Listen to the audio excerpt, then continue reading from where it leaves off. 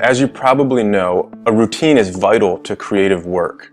A routine sets things constant so that creative depth can transpire. It kind of sets a controlled experiment for creating good work. That's what a routine does. However, E.B. White said this: "A writer who waits for ideal conditions under which to work will die without putting a word on paper." So there's this tension here between comfort and routine and stress and chaos. And right in the middle of this balance is where we find our most productive work.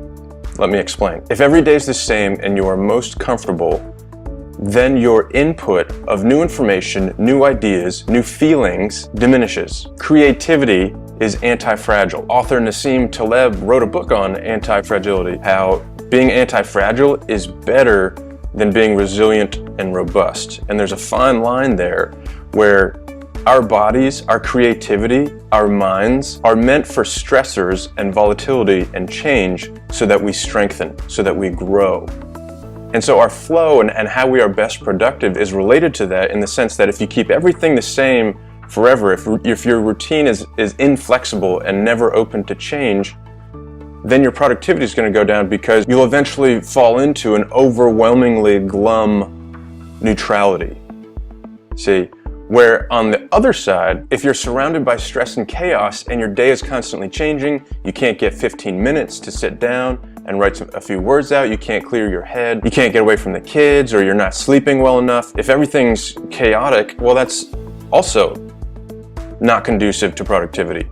So we want to find this balance of where flow is between comfort and routine. So there's some comfort and there is routine, and there is change. We want it to remain vibrant and effective. Let's delve a little bit deeper into how to establish flow. It's in the center of feeling, idea, and time. Feeling is you feel like writing.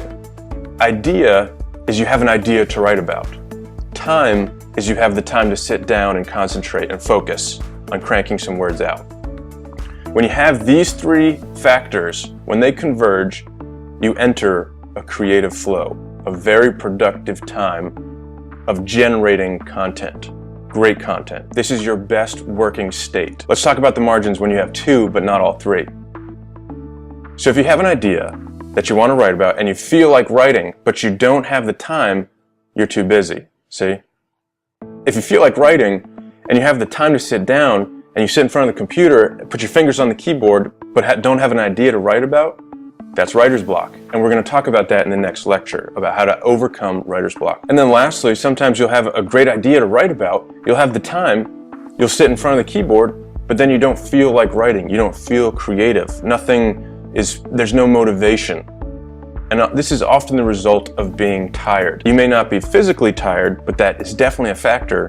You need adequate sleep for your brain to work, but you could also be emotionally tired or mentally tired. These can all cause barriers to entering your best creative flow. I wanted to show you this chart so that you can break down in a self-aware practice perhaps why you're having problems entering a creative flow. It could be one of these three things or two of them and you're missing one. These are the elements you can play with to best enter your creative flow.